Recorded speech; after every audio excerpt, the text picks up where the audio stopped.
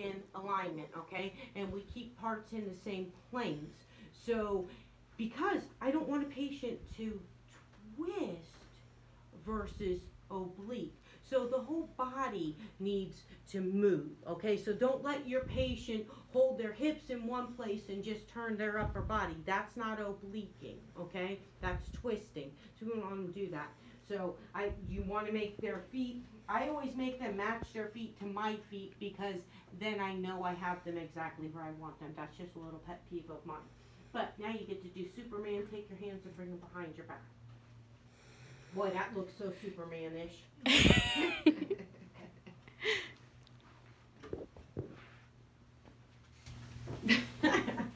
Okay, go back. You Just take go something back. good, Backwards? No, I did not. Hey, I didn't say how Superman I wanted you to be, huh? Okay, step backwards. Okay. And as much as you can, but don't lean.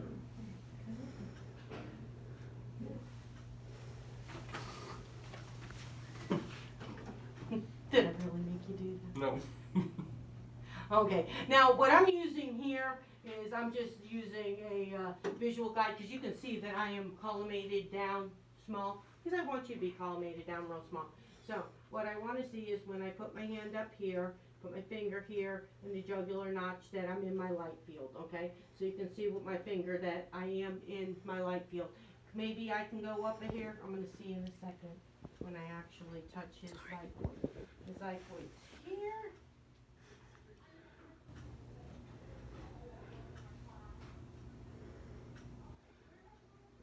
Base of my light field. Are you lost already? Losing people. I like losing people. Okay, now one thing that I do like doing, you do not have to do this. It will not affect the grade on your comp, whether you do this or not. I personally like, once I have it set up, I do like to angle it to my sternum, just because I just think that it just makes it look more aesthetically pleasing. And since we had to see the reds all the time, aesthetically pleasing was our friend, so, okay? So you do not have to do that. So what I want to see is I want to see with my line that I'm basically going right through at the sternum, okay? So the more I need to do, I need to have from jugular notch to xiphoid process. They're both in the light field, so we're golden, okay? So what I would do, and so Bill, as your patient, watch his feet. I didn't move. Bill. Back and forth. Not at all. He didn't move. Okay, so we're good there. And so one thing that I will tell you is this is a breathing technique. So I went to 90. I put the small focal spot. I went as low as I could on my MA so that I could do the most time. I set it at 90 at 15, but I set it low MA, long time. Okay, showing that, yes, this is an orthostatic technique. So when I'm doing an orthostatic technique, I have a choice. I can tell the patient to breathe normally, and as soon as I say that, they generally change the way they're breathing. So I generally do not tell them. I just, Bill, hold still. Go out there and take my exposure, okay? Because if I tell him to breathe normally, he's not going to be breathing normally. He's either going to start taking shallow breaths or whatever. So I don't want him to do that. So I just leave him the heck alone. I just tell him I need him to stand still, okay? And that's all the more I do. That one's done at 72. So when we're in the lab now, what I need you guys to pay the most attention to is your flow, okay? So when you come in, if you're doing an exam, whatever your best dem is, pay attention to what that is. Decide, is it something that I'm going to do standing, sitting, or laying down, okay? So you need to know what that best dem is, right? And then what are my other views, and am I doing them standing, sitting, or laying down? Do them in that order. If they're standing, do everything standing, then go to sitting, then go to laying down, okay? Because it'll allow you to have flow.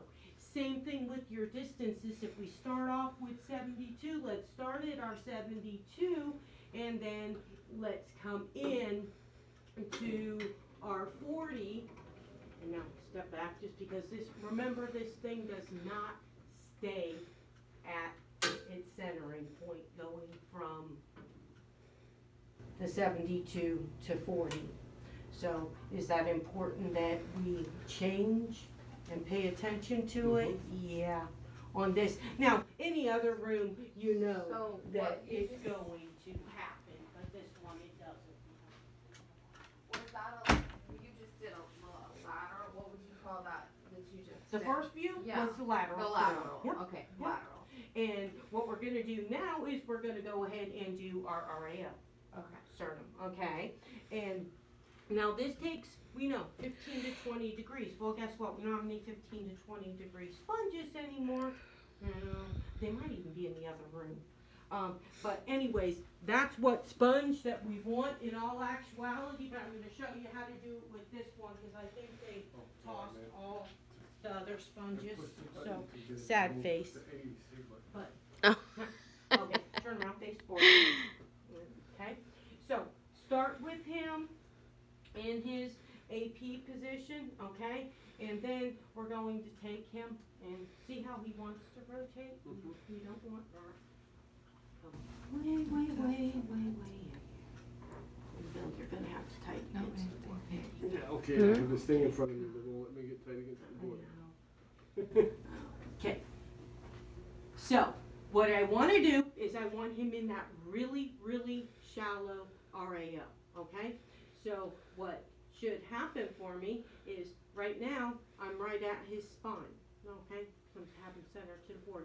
So I'm just going to press him slightly to the left because I know that the sternum is going to come up right beside the spine, right? So if you look at him, he looks like he is in that AP position, right? He doesn't look rotated. It's that little bit of rotation, okay? It is not a lot of rotation, so find the spine, center right off to the left of the spine because we're throwing it into the heart shadow, right? So just to the left of the spine, okay? If you're doing it in the LPO position, again, we're still throwing it right over the heart shadow, okay? And that would be if the patient was on a backboard, that we would do that LPO because obviously we wouldn't want to throw them on their sternum and on backboard. We don't have that choice. So again, just that LPO. The marker, what we need to see, again, I know that I have my light field opened enough to get from jugular notch down past xiphoid process, right? So in all reality, I should not have to change anything as long as it was opened appropriately to begin with. So my lateral was fine, my RAO will be fine, and I'll show the whole sternum, okay? So this one, I never tweaked the head or anything because the sternum's just gonna show up right in there, so. So he's we're going- rotated 15 to 20. Mhm. Okay. It doesn't feel like it though. I know. It doesn't. Well, and again, it's because literally your chest is fairly narrow, but that 15 degrees isn't going to feel like anything, and you'll see. That's why use the sponge, okay? Because I don't want you over rotating until you get used to how little bit that is to turn them, or because you're literally just tweaking them. That's why that can be an error. I would have everybody come Yeah. look at this and see how much I'm Yeah. rotating, because it doesn't look like much. Yeah, it's really not. Come look. Okay, come over here and see. Look at him from the side and see what his body looks like. See that just slight Oh bit yeah. of rotation is all the more that is. It's just got that right side pushed down and the left side. I'm sorry, honey. No, I'll you're get good. out of there You're and good. let you go in there. But- Yep. Well,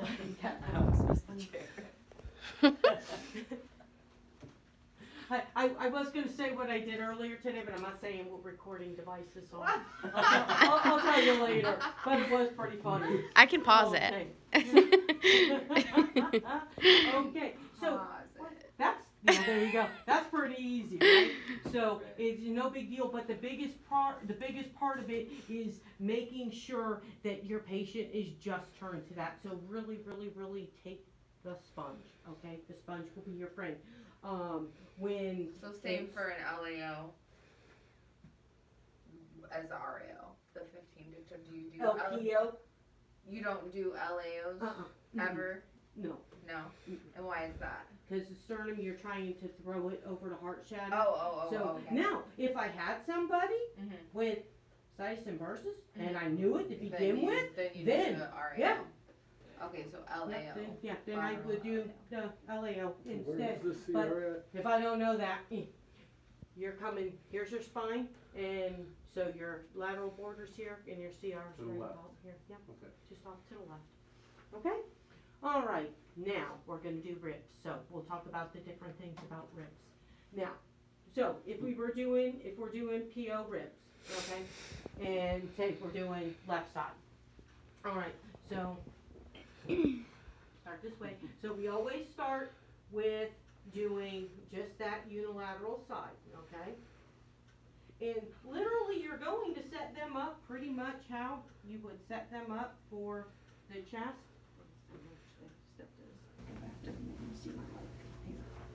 We're doing right side. Huh? So we're doing right side. Yeah, sorry, I switched joints. I'm just gonna lie all day long, don't mind me. She said left, didn't she? Well, I think I was gonna do left, and then I switched and went to right, so. Cause then I can stand over in this corner, and it might be fun for a little while. So, with the marker, my side, yes? Yes. Okay. So, we know that upper ribs are shorter, right? We start off real small, so if I put my marker up in the corner above the shoulder, I'm never going to be in any of the rib anatomy, okay? And all I need to do with the arm is get the arm out of the way. I need to make sure that my light field covers me all the way down, so.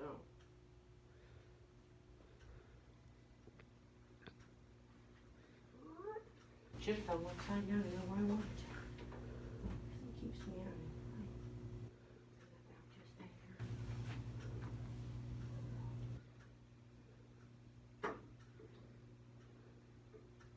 So you should be centered some beautiful way around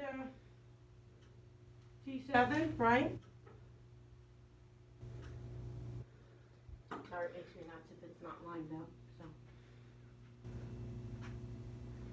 and now bottom of the ribs, and look on your light field here. Okay, don't light field on him doesn't help us, right? Okay, so look at your light field here and just make sure. Always give yourself a pinch of light field out to the side. It will be your friend. And we want the light field to come to sternum. So. Grab the right one. Don't make me out here. There we go. Over this way. So we've got lateral border, right? And little step to it. Little step. I don't trust you in little steps. See, Andre, I could trust with little steps. Okay, so here we would just have Bill deep breath in, hold it, and we would expose. Okay? Now, since it's posterior ribs, life's golden. There's no confusion about posterior ribs, okay?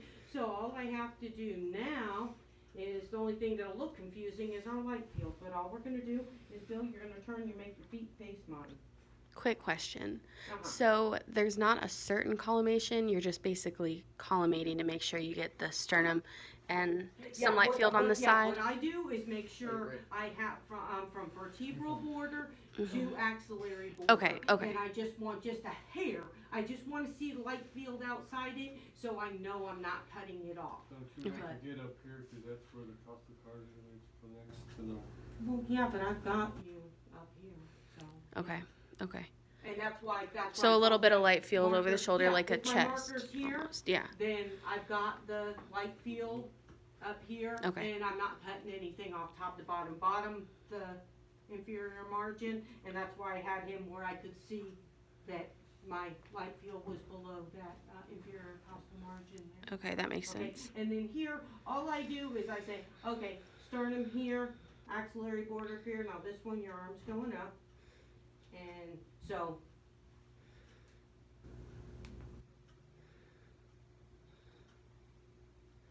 If I raise his arm too much, doesn't it put a tilt on yeah, I don't want to raise too much, but unfortunately, you don't have this. Normally, you'd have this to put your arm up on, but you don't in the POs. So all So we it's a want to do RPO. is, Okay. and we want to be sternum and axillary border, and we just want to be in the middle between those, okay? So we can still collimate some more on. Bill? Okay.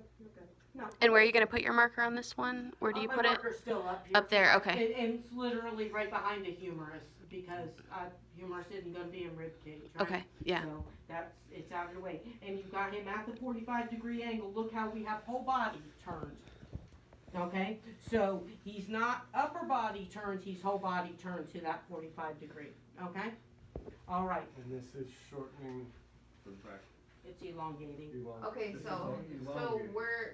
we're doing this is an RPO. Yep. We're doing an RPO because the affected side is the right side.